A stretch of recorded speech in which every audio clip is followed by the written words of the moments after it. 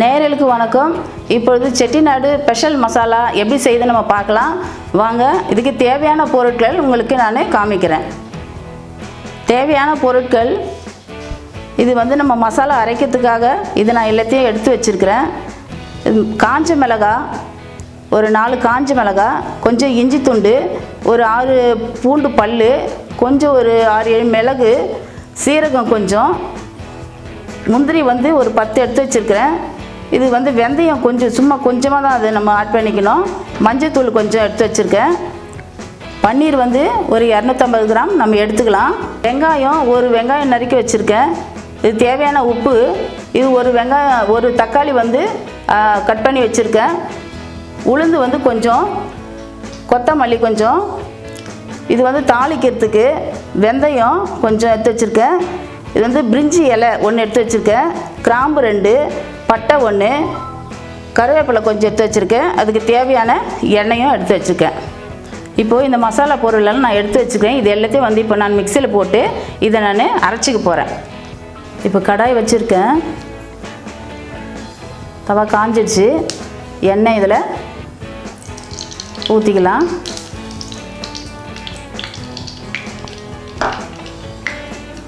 எண்ணெய் நல்லா காஞ்சிடுச்சு. இப்போ நம்ம கிராம்பு போட்டுக்கலாம். அதனோட ஒரு பட்டையும் போடுறேன். ஒரு பிரிஞ்சி இலை கொஞ்சம், வெந்தயம்,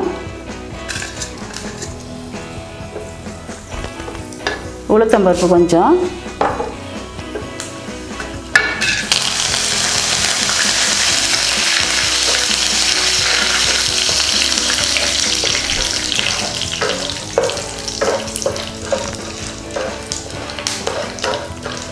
இது நல்லா கொஞ்சம் செவந்து வந்த பிறகுபாடு நம்ம அரைச்சி வச்சுருக்கிற மசாலாவை இதில் ஊற்றிக்கலாம்.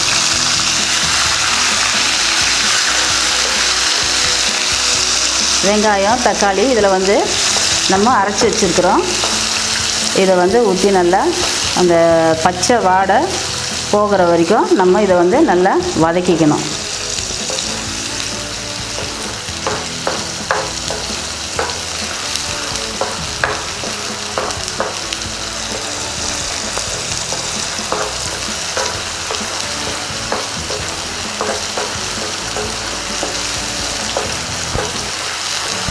இந்த வெங்காயம் வாசனை வேறு வரும். அது தக்காளியில் தண்ணி இருக்கும்.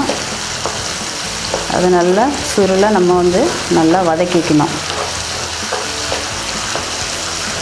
நல்லா வதங்கினா தான் அதனுடைய டேஸ்ட் நமக்கு கிடைக்கும். இல்லைன்னா பச்சை வாடையாக இருக்கும் அப்படியே போட்டோம்னா.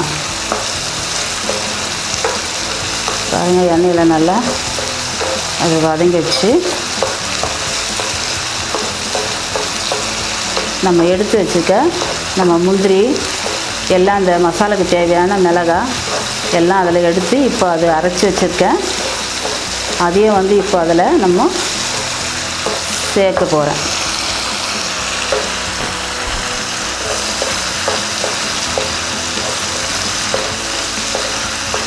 முந்திரிக்கு நல்ல ஒரு டேஸ்ட்டுக்காக அது முந்திரி இது நல்லா வதங்கிடுச்சு. இப்போ இந்த மசாலாவை இதில் நான் ஊற்றிக்கிறேன். இதை போட்டு நல்லா கிளறணும்.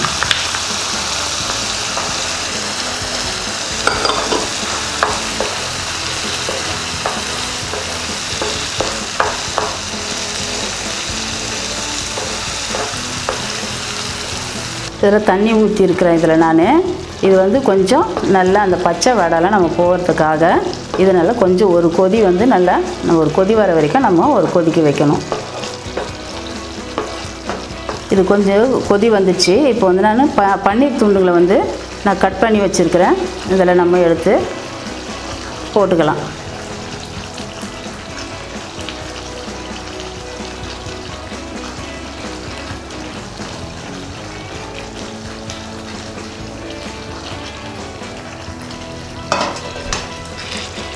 போட்டு அதை கொஞ்சம் நம்ம கிளறி விட்டுக்கலாம். கொத்தமல்லி மேலே இதில் லைட்டாக நம்ம போட்டுக்கலாம்.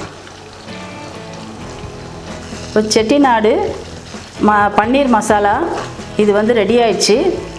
இப்போது வந்து இது செட்டிநாடுன்னு சொன்னாலுமே வந்து நம்ம சுவை கொடுக்கதான ஒரு சமையல்.